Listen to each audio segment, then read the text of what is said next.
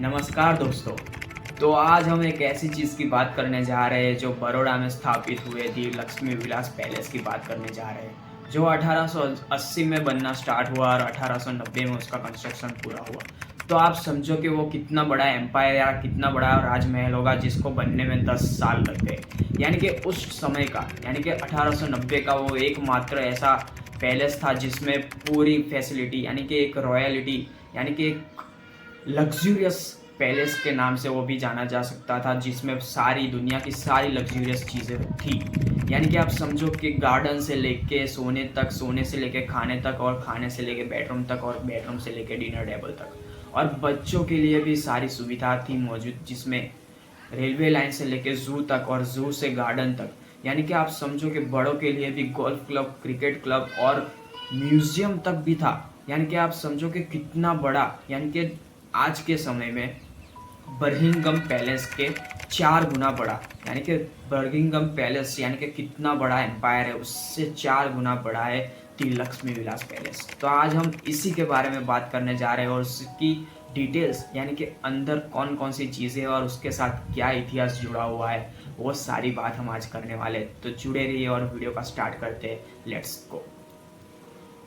तो शुरू करते हैं इस महल, यानी कि इस पैलेस की डिज़ाइन से। तो इस डिज़ाइन का नाम था इंडो सिरेसेनिक और रिवेवल, यानी कि उस समय की सबसे बेहतरीन डिज़ाइन और उस समय के सबसे बेहतरीन आर्किटेक्चर ने बनाया था ये डिज़ाइन को। तो उन आर्किटेक्चर का नाम था रॉबर्ट चिसोलम। यानी कि 1880 में जब इसने बनाने का स्टार्ट किया तब काफ़ी सारी मुश्किलें फेस करनी पड़ी और ये इतना बड़ा एम्पायर बनाना बहुत कठिन बात थी। और 1890 में श्री महाराजा सयाजीराव गायकवाड़ थर्ड के अंडर ये कंस्ट्रक्शन पूरा हुआ और ये उस समय का एकमात्र पैलेस था जिसके गार्डन, यानी कि आंगन में पूरा एक गोल्फ क्लब था। यानी कि गोल्फ क्लब के सिवाय भी Motibagh cricket club, museum, Fateh Singh museum, जिसमें काफ़ी सारे फ्रीडम फाइटर्स और महान क्षत्रिय के जो अवशेष या तलवार, हथियार, वो सब रखे हुए थे, और बच्चों के लिए ज़ू, रेलवे लाइंस और आसपास में एंटरटेनमेंट और खेलने के लिए काफ़ी सारी एक्साइटिंग चीज़ें भी बनाई गई थी। यानी कि आप समझो कि इतना बड़ा एम्पायर बनाना,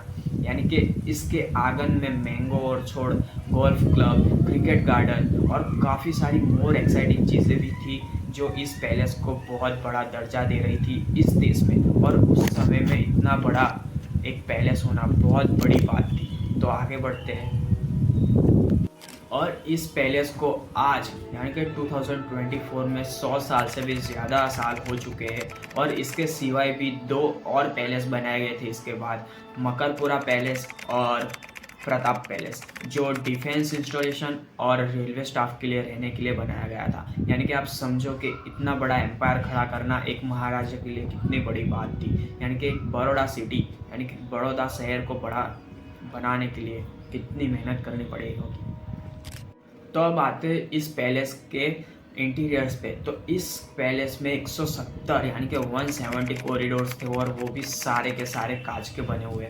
और इसमें एक महाराजा के लिए सिल्वर रूम और गुलाबी रूम था जो महारानी और महाराजा के लिए बना हुआ था। और इस पैलेस में काफ़ी सारे ऐसे भी दरवाजे थे जिसमें सिर्फ महाराजा फैमिली एंटर कर सकती थी, और भी बहुत बड़े बड़े थे। और काफ़ी सारी और भी छोटी छोटी चीज़ें, यानी कि जो बालकनीज और दरवाजे थे वो आम प्रजा और बाकी स्टाफ के लिए बनाए गए थे। और सारे नीचे फ्लोर पे मार्बल का फ्लोर, काफ़ी सारी चीज़ें वुडन की बनी हुई, और गार्डन में सभी जगह पे ट्री और वाटर फाउंटेन, यानी कि आप दोपहर के बाद जब उनको बाहर टहलने को जाना पड़ता तो तब उनको ठंडा माहौल मिल सके, इसलिए सभी जगह पे ट्री और वाटर फाउंटेन लगाए गए थे। और काफ़ी सारी चीज़ें जो लग्जूरियस अपने को दे सके, वो सारी चीज़ें इस महल के अंदर थी। यानी कि आप समझो कि पैलेस के अंदर सारी चीज़ें लग्जूरियस होना एक बहुत बड़ी बात होती है। तब आते हैं दरबार हॉल पे, यानी कि जब राजा अपनी सभा भरते थे जिस हॉल में, वो 5000 स्क्वायर फीट में फैला हुआ था। यानी कि इतना बड़ा एक रूम जिसमें राजा अपनी सभा भरते थे, और जिसमें नृत्य, सिंगिंग और डिनर से लेके सारे चीज़ होती थी। और इसमें बालकनी भी इस तरह बनाई गई थी जिसमें प्रकाश जब पड़े यानी कि सूरज की किरणें जब पड़े तो उसमें से भी रंग गिरने चाहिए, रेड और ग्रीन। और इसमें वेंटिलेशन के लिए भी सारी प्रक्रिया की गई थी और सारी की सारी बालकनी मिरर और ग्लास और वुडन से बनाई हुई थी। और इस दरबार हॉल का पेंट भी गोल्डन और इनररी शेड में पेंट किया गया था। और काफ़ी सारी ऐसी भी चीज़ें थी जो इस दरबार हॉल में की जा सकती थी और वो हुई भी है, और जिसमें इतिहास का बहुत बड़ा एक पैमाना यानी कि एक ऐसी चीज़ होना एक। तो अब आते हैं इस चीज़ पे जो है एक बहुत बेहतरीन शस्त्रघर के एक बोला जाता है कि एक क्षत्रिय बिना वेपन्स के पूरा क्षत्रिय नहीं माना जाता। तो वैसे ही इस शस्त्र घर में बहुत सारे ऐसे इतिहास के पन्ने जुड़े हुए हैं जिसमें गुरु गोविंद सिंह जी, शिवाजी महाराज और लक्ष्मीबाई जैसे उनके हथियारों के अवशेष भी रखे गए। और अभी के टाइम पे बड़ौदा की आर्मी को यानी कि बड़ौदा स्टेट की आर्मी को ये जो शस्त्रागार है वो सौंप दिया गया है। पर इसमें काफ़ी सारे ऐसे भी अवशेष हैं जो कांच की पेटी में बंद करके रखे गए हैं और काफ़ी सारे निर्देशकों के सामने दिखाने के लिए रखे गए हैं, जो म्यूज़ियम में अभी भी है, जो आप देख सकते हो जाके। तो अब आते हैं इस पैलेस की आखिरी चीज़ में, जिसमें शामिल है garden, golf club, cricket ground और जू और छोटी सी रेलवे लाइन जो बनाई गई थी। जू और रेलवे लाइन छोटे बच्चों के लिए, जो स्कूल से ले जाने और लाने के लिए रेलवे लाइन बनाई गई थी। और जू वीकेंड पे एंटरटेनमेंट के लिए बनाया गया था छोटे बच्चों के लिए, जो काफ़ी सारी इंटरेस्टिंग बातें जुड़ी थी बच्चों के साथ, जो पैलेस में खेलने के लिए एक बहुत आकर्षक चीज़ बन चुकी थी।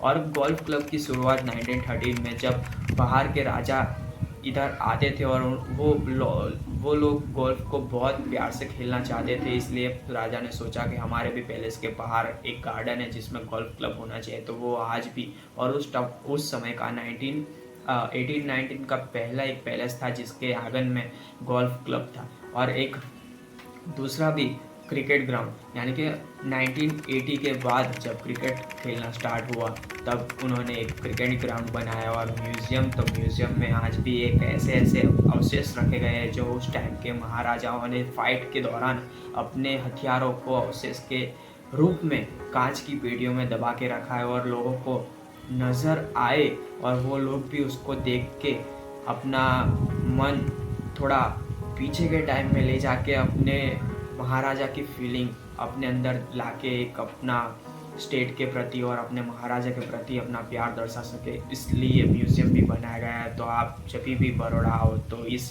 पैलेस की विज़िट करना मत भूलिएगा, क्योंकि एक पैलेस में इतनी सारी चीज़ें होना एक फुल पैकेज के मुकाबले काफ़ी ज़्यादा बड़ी बात हो चुकी है अभी के समय में भी।